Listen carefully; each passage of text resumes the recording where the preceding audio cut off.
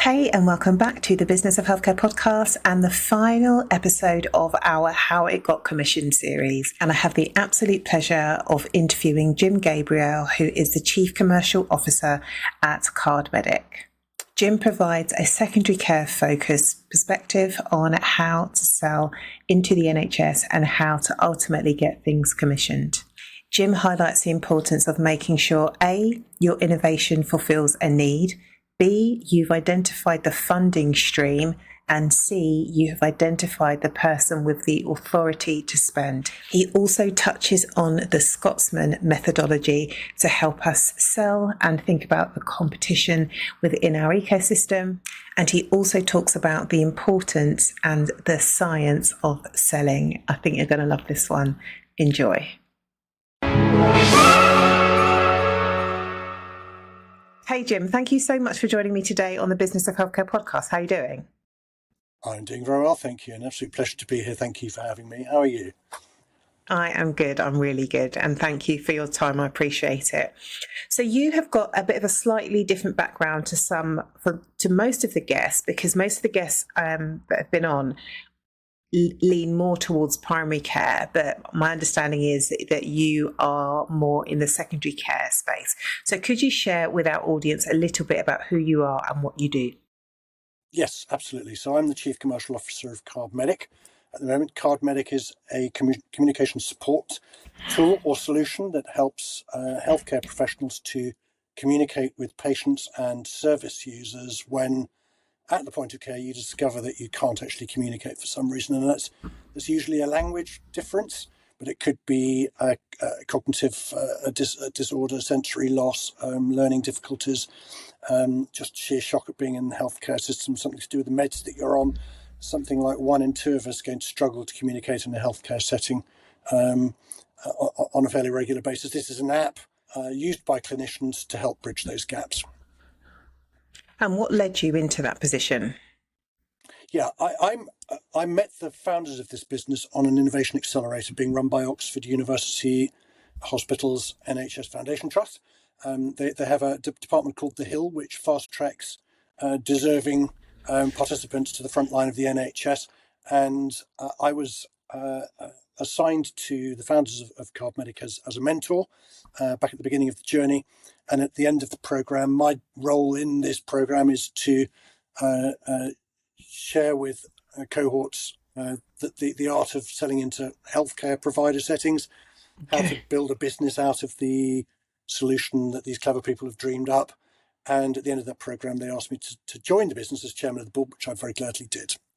And what qualifies you to be a mentor? Like, what have you done before this? I think just being 160 years old sort of qualifies. The more you do, and the more experience that you have, and it's so often the case of knowing at the drop of a hat what the right answer is to a set of potential, to a question that could have multiple answers to it based on your experience, and the art of selling into a healthcare provider setting, particularly a secondary acute one, is for many a sort of a magical art, because it's so complex, and there is a science to it, there is a logic to it, and it's my job basically to teach people that, and it's not the sort of thing you tend to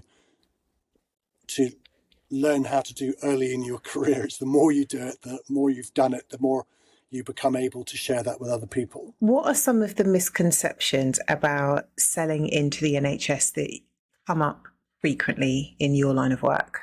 That you can't sell into the NHS. A lot of people in startup land hear from people all around them that it's almost impossible to sell into the NHS, and it is difficult. It's challenging, but it's not impossible, and it's something that I teach people how to do.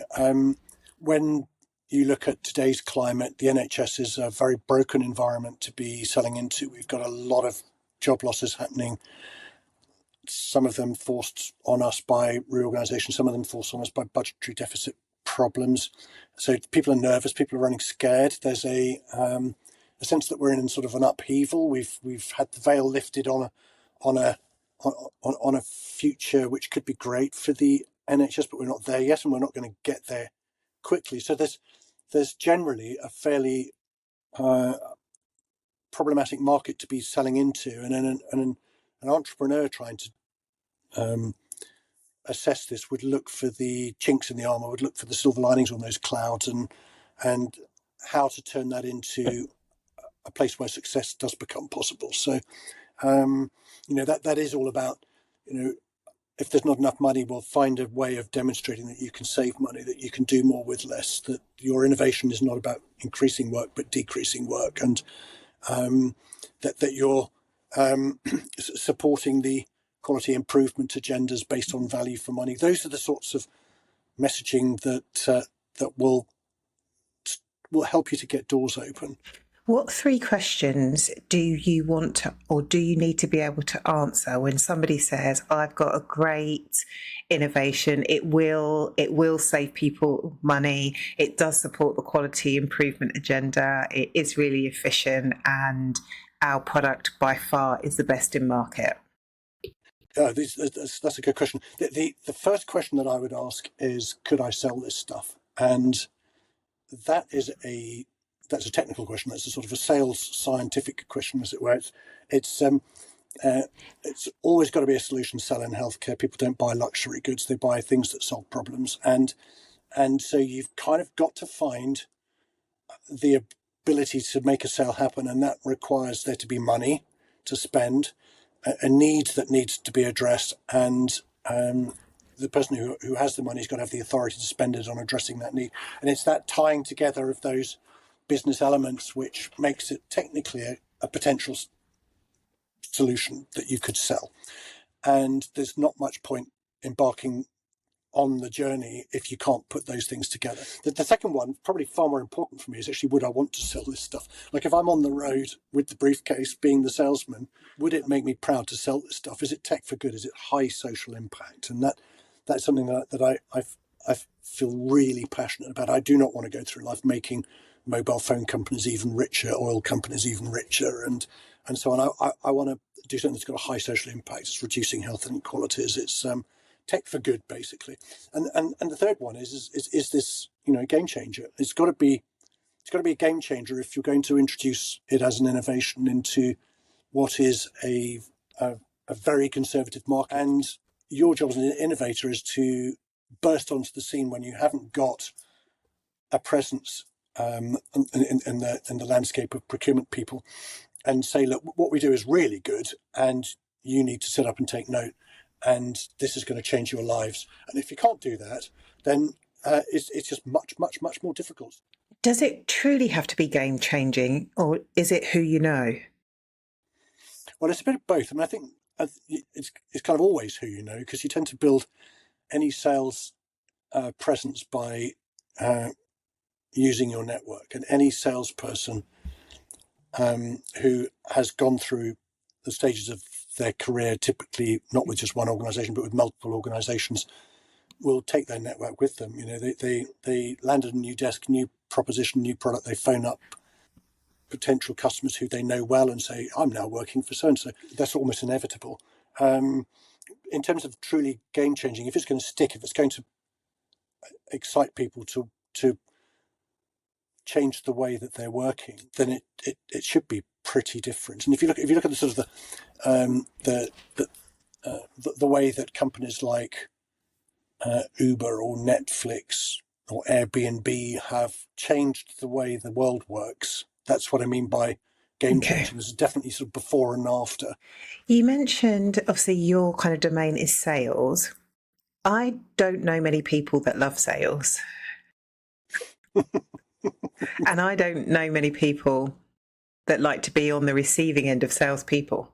Yeah, I mean, sales is a dirty word in healthcare, and I enjoy it because, I mean, people do buy from people, and you're establishing relationships. So you're not going in and flogging somebody a second-hand car, and you don't really care who they are, and what all you're doing is offloading a car. That it's not that kind of thing. What you're doing is finding people who have a need, and you're addressing that need, and you're in many cases helping them to actually orchestrate what turns into a sale behind the scenes, particularly in the secondary acute sector. It's simpler in a primary care setting, I think, from experience. But in the secondary acute sector, you've got a huge amount of puppeteering to do, because getting a business case through the the system is so difficult, and there are so many stakeholders and so many people who need to be aligned. And so if somebody really wants something, you can see that what you're offering them is going to make their life much, much better, and they want to do this, then they'll often work with you to make the inside of their organization align well enough for you to eventually get to contract, get that signed, get the purchase order in, and have somebody pay the bill, and then move forwards commercially together. And very quickly, you're not really talking to each other as a salesperson and somebody at the receiving end of that.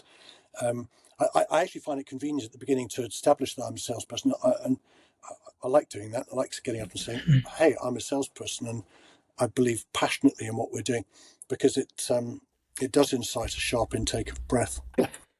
How important is it that if you have one, your clinical co-founder is part of the sales process, or does that not matter?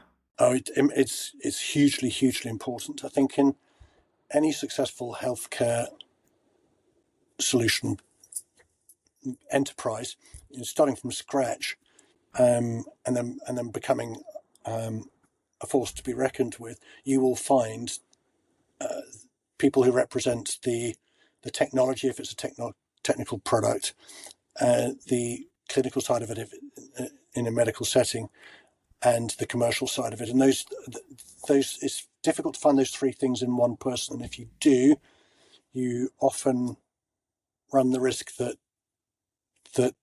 one focus gets the upper hand over the other focus. And it's very useful to have somebody who heads up the clinicals, and somebody who heads up the commercials, and somebody who heads up the technical side of things, and then talking for themselves in any sales situation as experts in their field. And it's fair to say that in a clinical setting, most people won't buy from a provider if there isn't a doctor in the mix somewhere, or somebody who could say, Okay. put on their hat and say, I'm a clinician and I've done this, and this is why I believe in it, and this is why it works. And if there's a clinical founder, they're behind the design or the product or the whatever, that tends to speak books. Yeah. Okay. You mentioned that it's really important to know that there's money on the table and that you're speaking with the person that's got the authority to spend. In secondary care, is it easy to find the funding source, or does a hospital just have like maybe 2 or 3 big pots of money and they decide how they want to spend it, or is it very defined? It is very defined. Okay. It is fairly easy to discover this stuff. It's not particularly easy to reappropriate the funds and make them yours. And I think that's the primary goal of anybody who's in startup mode, because you're in secondary acute settings, and it's probably more flexible in primary care a setting, but in secondary acute you're turning around an oil tanker, because you've got this year's budget. So we're in the 25-26 financial year, and those budgets were signed off on at the latest March 31st of the previous financial year, and that was based on the experience of that financial year, which was shaped by the budget setting of the previous year. And so it's like this gigantic machine that's rumbling along, and trying to break into that is your job as an innovator, because you've got to become a business as usual budget line, but you kind of know that it's going to take you potentially 2 minimum, maybe 3 or 4 years before you've turned around that oil tanker, and everyone says, yeah, you've got to have one of these things, and there's a budget line for it. And knowing that, you have to go after the existing pots of money that could be reappropriated. So somebody's got a like a subject matter spend, and it's up to them to how in the course of the year they choose to spend it, and you fit into that category. Or you're looking for incidental pots of money that come along, and some people jokingly refer to these as sort of Cinderella pots of money that enable somebody to spend something on your thing without having had it as a sort of a pre-agreed budget item. So the really difficult thing comes from the sustainability of that kind of thing. So if you're finding somebody's incidental pot of money, turning it into a business as usual thing is quite difficult, and it's your job then in the first year or whatever it is that you've got as a service term to prove that there is a business case that makes somebody want to continue doing this thing. Is CardMedic commissioned year on year, or do you have a multi-year contract? Well, both, actually, in answer to that. Ideally, NHS authorities will sign multi-year contracts. It makes it so much easier. and the contracts are always worded in such a way that there's constant break clauses. So effectively, what it comes back to is a yearly renewal. Okay. And you have to sort of flag up that you are going to renew or you're not going to renew. And quite often, like a 5-year contract will be a 3+2. So you have rolling thing for 3, then you've got to sort of re-agree to continue for the years 4 and 5. And the world has become a place that now thinks in terms of software as a service. So you sign up as a punter. It could be you as a private individual on your mobile phone signing up to Netflix or something, that you get a rolling bill and everything's included in that. So if you've got a complex piece of technology that's being sold on software as a service thing, that should include then the engagement and the maintenance and the support and the software license and the use of the content that's been licensed and all those sorts of things. And it's actually a movement in the market that has made it actually more difficult to make things stick, because all of the different value pots have been lost into just one price tag. Do you think, where you've been involved in the accelerators, could somebody be commissioned by the NHS and not go through one of those accelerators? Can somebody just come out of nowhere? Oh yeah, definitely. Okay. Accelerators are really good for building networks, so they'll open doors to things, but you don't have to have got those credentials on your CV to get doors open. In fact, quite often people get doors open without the accelerators, and I've seen many cases where early stage businesses join accelerators and then stop bothering to turn up for lessons because they've suddenly hit the jackpot, as it were. All doable and all admirable. That there are some look, if you genuinely haven't done this sort of stuff before, there's so much detail that you kind of need to be aware of or actually understand in detail about procurement law and the regulatory situation and how the NHS actually works in terms of where the money flows, how it flows, what gets commissioned, and what you're allowed to do and what you're not allowed to do. So you mentioned it's a very slow dance. If you're non-clinical, how do you get paid if it takes like 2 years? Oh, right. Well, yeah, that's a very good question. Well, first of all, you're looking for every opportunity you can get. I've seen endless companies not actually make it because they've not managed to get revenue generating quickly enough, and that's always rather sad, especially if the idea is brilliant. But the range of experiences I've had with CardMedic, the shortest sales cycle we had was 1 week long, and the longest sales cycle amazing. 2.5 weeks. And the 1 week version of that is an ICB with use it or lose it budget spend. You've got to spend the money or you lose it. Needing to do things which aligned perfectly, and we went from the first phone call to money in the bank within a week. It is doable. It's possible. As a salesperson, you spend your life chasing that kind of thing, looking for that kind of thing, and you get a sort of sixth sense for where you might be able to find it. And it has a lot to do with the level that you're playing at. If you're not in the current business, but in my previous business, it was constantly selling to the chief exec and the chief financial officer. And when they see the value of what you're doing and want to do it, they've got sort of almost divine authority, as it were, in their organisation. So they kind of make it happen, pull out all the stops, and just redirect people to do this thing. And when you're like most people are going to be doing selling into a middle level of an organisation, and then dancing up and down, you dance to the top to get the contract signatures, you dance somewhere else to get the budget signed off, and so on and so forth. It becomes time consuming just because of the amount you've got to run around doing things. But usually it's down to an individual. In all the cases where I've had a short pipeline in any of the companies I work for, it's because you're selling to somebody who's a go-getter. Well, obviously, I suppose in any business, sales is your lifeline. But do you ever see in your line of work that people think, "Oh, we don't need a salesperson. We can just do it by, like we can win the business ourselves. We don't need that middle expensive person," or not? Do you work with people? Not so much you, but do you see everybody that gets that role and the importance of it? I think so, actually. Yes, I think that there. Some early stage businesses have a proposition that just meets a market need so well that it starts to fly. But quite quickly, when you're scaling, you realise that you don't have the bandwidth, you don't have the time, you don't have the skills. Yeah. You've never done this operationally before, so you kind of need to go out and hire somebody. Usually it's the other way around. Usually it's that you've kind of learnt the ropes. You've got to the point where you can execute and deliver. You might have lined up the first one or two customers, and now you've got to scale this thing. And that's a more mechanical, more operational. Okay, you want sales, you need to put a sales force in place. And I don't think I've ever met anybody who said that they wouldn't need one of those at the right time. I think that people who invent exciting products and sell them into any form of healthcare provider setting usually come in with a passion that gets people eating out of their hands. They're so motivated. And in healthcare, it's so often the case that the starting point for a product is not cynical. It's not somebody sitting around in a pub dreaming up ideas on the back of an envelope. It's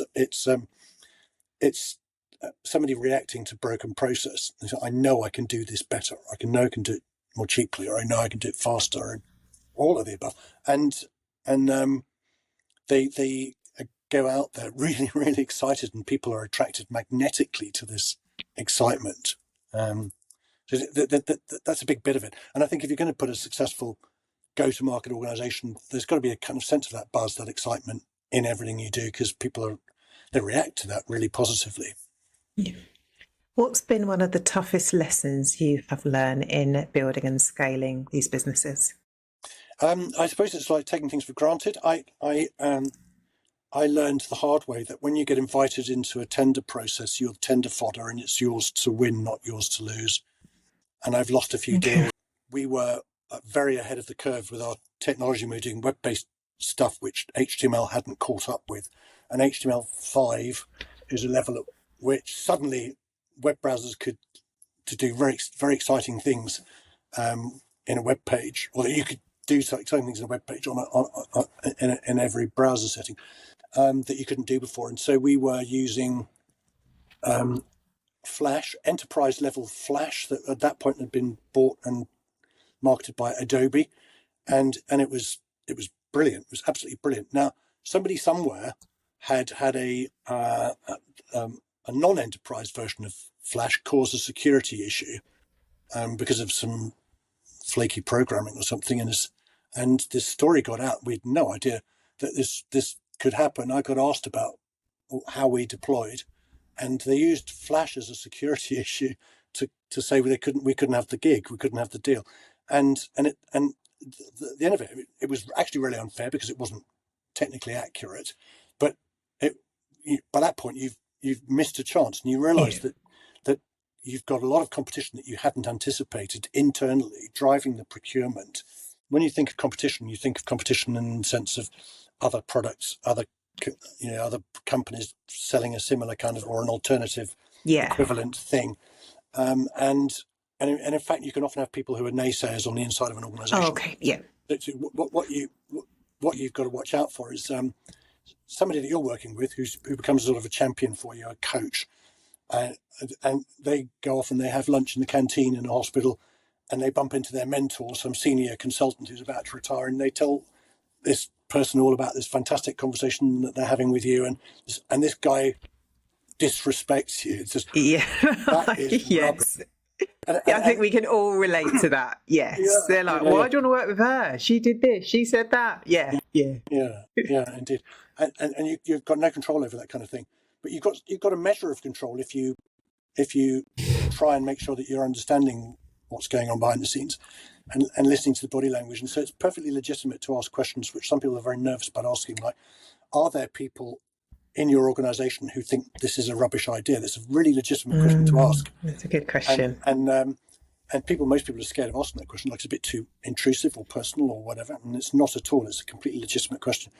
And the in our case, what we were doing was not recognizing that somebody else somewhere had a relationship with the supplier of an inferior product, as it turned out, who was doing his best to get this thing over the line, and he saw us as competition, and so he did his best to rule us out. And the only legitimate way he could end up doing was getting us all invited to tender, and then priming the goring of this with, by the way, if they say this, it means it was, dastardly. But that's what happens. It's dog eat dog out there. And so if you find yourself in that situation, you have to sometimes remind yourself, pinch yourself, don't take anything for granted. Just keep on playing it. And that's kind of what I meant by the science of selling. So there is a science to solutions selling, and I use an ancient methodology that was written down by solution salespeople before the internet existed, and it uses an acronym, Scotsman, and the C stands for competition, and it goes into depth about what you've actually got to discover to be sure that there isn't any competition, or that you can beat the competition. It's a great way of figuring out the work you've still got to do to close a sale. Brilliant. I'll share, if it's okay, I'll share that with the audience. Fine. Yeah. Outside of completing the Scotsman assessment, I think that's great. What would be your other number one tip? Well, finding the money and the authority to spend that money on a solution for a perceived need, that gives you MAN. That's the man bit of Scotsman, which is probably the most important bit, but it comes at the end of Scotsman because man Scott sounds pretty stupid. So you're looking for that, and you should be very, very careful about being tempted into going for it anyway if you can't align those things. I was working with a Belgian provider of an app-based solution that supported people post-operatively after total knee replacements and hip replacements, and it basically sits in the physiotherapy space. So you get discharged, you go home, you've now got a whole regime of things you've got to do properly, and clinicians want to know what's going on in order to be able to support you and see things that are dangerous and whatever. And there's a whole interaction type thing. And now this is a Belgian product that was geared to slotting beautifully into the business model around precisely that activity, where if you're discharged from a Belgian hospital and sent back into the primary care side of things, there are 30 physiotherapy appointments by default for people like that. Okay. And if there's something complex going on, there's 60. And the equivalent in the NHS is you get one appointment. So you get discharged after a total hip replacement, and you only get one referral to a physiotherapist.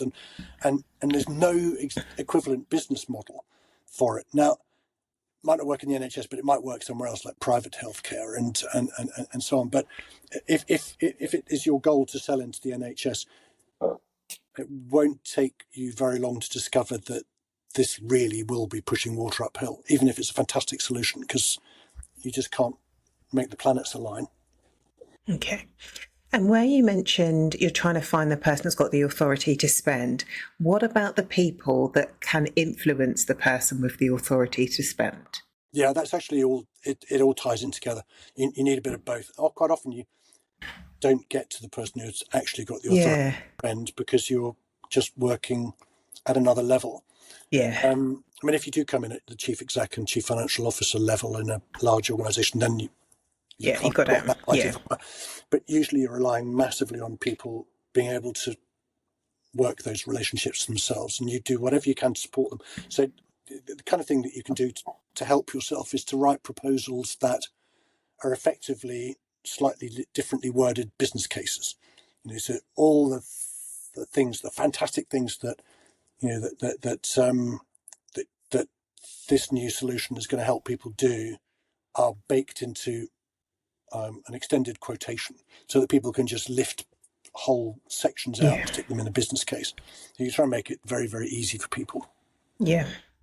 Thank you so much. If people want to get in touch with you, where should I send them? I'm on LinkedIn, and also full-time, more than full-time, with CardMedic at the moment. So Jim Gabriel, no punctuation, at cardmedic.com, or you can find me on LinkedIn.